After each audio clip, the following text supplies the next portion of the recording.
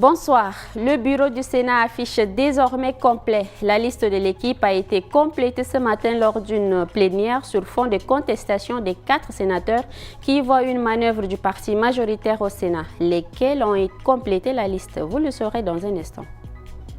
Autre chose également, les chiens font face à un phénomène inhabituel et inexpliqué qui les tue depuis quelques semaines en N'Djamena.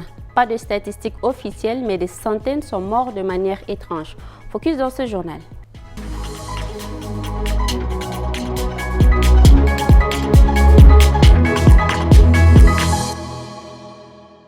Bienvenue à tous. Après des discussions parfois houleuses, le Sénat s'est doté ce matin d'un bureau complet.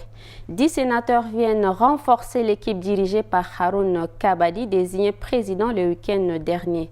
Mais la mise en place de cette instance n'a pas été sans heurts. Hier, plusieurs sénateurs ont quitté les débats en dénonçant une répartition jugée déséquilibrée. Le point avec Assam Wazim Leila. Le bureau du Sénat est désormais au complet. Ce matin, lors d'une plénière, la liste a été finalisée. Par consensus, le sénateur Mbang Adioli a été désigné premier vice-président, tandis que la sénatrice Béassem Dalidi occupe désormais le poste du deuxième vice-présidente. Un poste clé, celui des questeurs, a été confié à la sénatrice Khadija Nassour. Quant au secrétariat des séances, il revient au sénateur Oumar Ibni Daoud. Au total, 10 sénateurs viennent compléter l'équipe dirigée par Haroun Kabadi, désigné président de la nouvelle institution le week-end dernier. Cependant, la mise en place du bureau a été marquée par des tensions. Hier, 4 sénateurs ont claqué la porte, dénonçant une mainmise de la majorité sur tous les postes clés.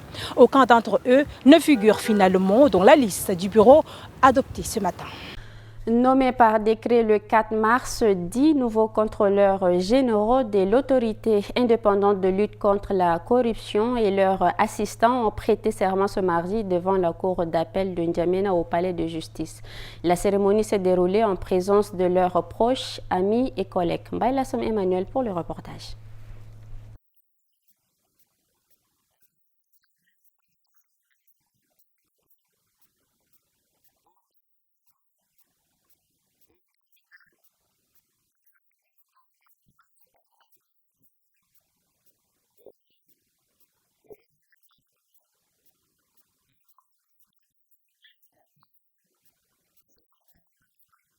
C'est par cette formule que les 10 contrôleurs de l'autorité indépendante de lutte contre la corruption et leurs 27 assistants ont prêté serment ce matin devant la cour d'appel d'N'Djamena après la lecture du décret officialisant leur nomination. Leur mission, prévenir et lutter contre la corruption ainsi que les infractions assimilées. Le procureur près la cour d'appel les a exhortés au strict respect de leur serment.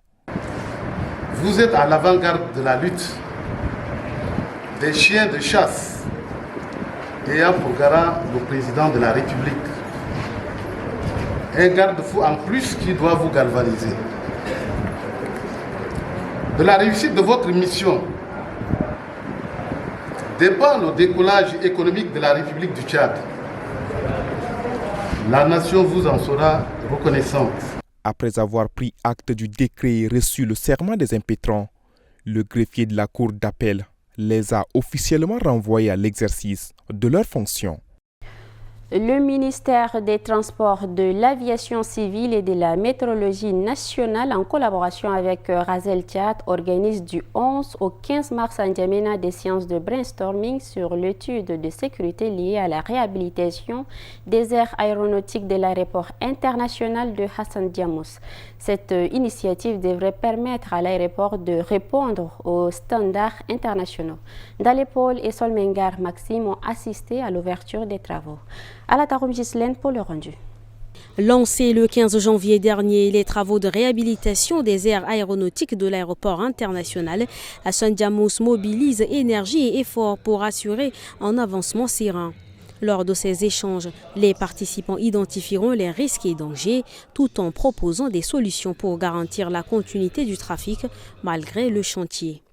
Le présent projet, qui bénéficie d'un financement de la République française et d'une contrepartie de l'État tchadien, vise à réhabiliter la chaussée de la piste, de reconstruire et mettre en conformité la géométrie des raquettes, de profiler les accotements, de restructurer les stopways au seuil et de reprendre les marquages au sol.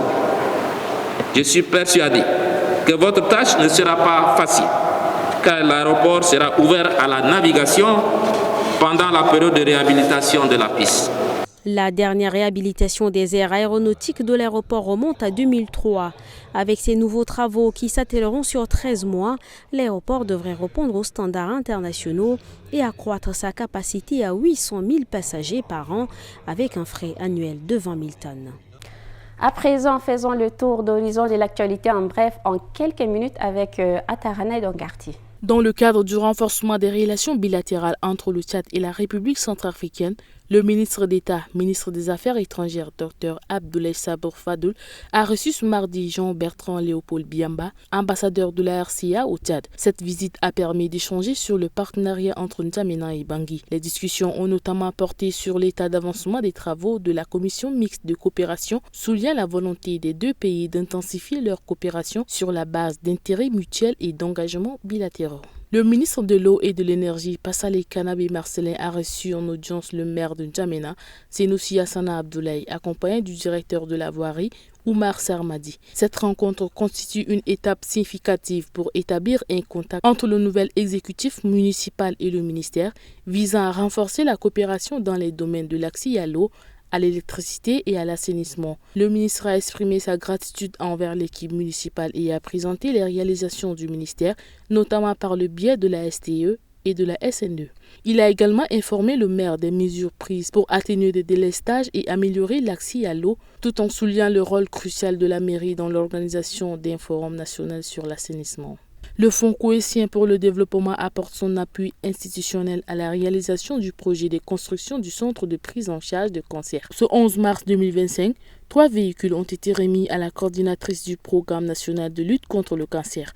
Ces moyens sont destinés à accompagner les équipes chargées de la construction du centre de prise en charge de cancer, a expliqué la secrétaire d'État à la santé publique et à la prévention qui a remis les clés à la coordinatrice du programme national de lutte contre le cancer. Le ministre de la Communication, Gassim Cherif Mahamat, a échangé ce matin avec le représentant des Nations Unies au Tchad, François Batalingaya. Ce dernier a mis en avant le rôle clé de la communication dans la promotion de l'agenda 2030 et la sensibilisation des populations. Il a réaffirmé l'engagement des Nations Unies à collaborer avec le ministère. Le ministre, quant à lui, a souligné l'importance d'une communication efficace pour valoriser les actions du gouvernement et a évoqué plusieurs projets dont la création d'une école de journalisme. Nous l'écoutons dans cet extrait de Ezekiel Ndoumana et Bonne Nouvelle Kidalbay. Quelques projets phares ont été identifiés, ont été discutés avec les partenaires. Par exemple, la création de l'école de journalisme, la mise en place d'un programme national de la communication pour le développement. Ce sont entre autres deux projets qu'on a évoqués ensemble et les partenaires nous ont promis de nous accompagner dans la mise en œuvre de ces projets-là. Et donc, d'abord, comme je l'ai dit, c'est la prise de contact, mais c'est un nouveau paradigme qu'on va installer ensemble pour travailler ensemble sur un temps long. Des chiens meurent en cascade dans la ville de N'Djamena. Des Tchadiens alertent sur les réseaux sociaux à propos de la mort des séries de chiens dans la capitale. Un phénomène inhabituel qui bouleverse de nombreuses familles. Pour mieux comprendre cette situation qui perdure depuis quelques semaines, nous sommes allés à la rencontre de personnes ayant perdu leur animal de compagnie. Reportage d'Indil Noudi Stéphane et Abakar Lambert. Au bout des souffles, ces chiens tiennent encore le coup. Mais pour combien de temps?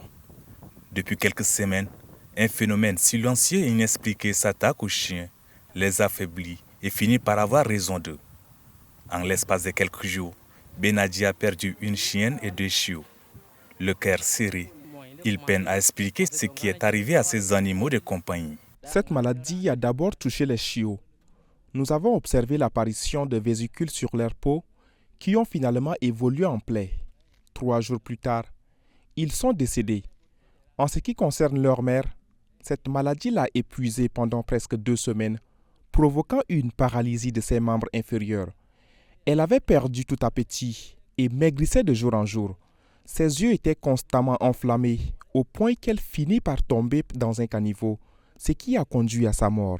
Face à l'incompréhension, certains propriétaires ont tenté d'alerter sur la situation sur les réseaux sociaux.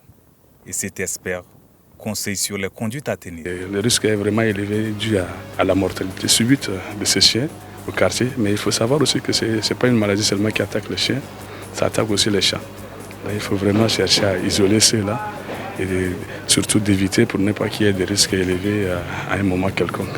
Les autorités sanitaires n'ont pas encore fait le point sur la situation. Merci Bekouto Junior. C'est avec ce télémoc prend fin cette édition. Merci à vous de l'avoir suivi. À demain, Inch'Allah.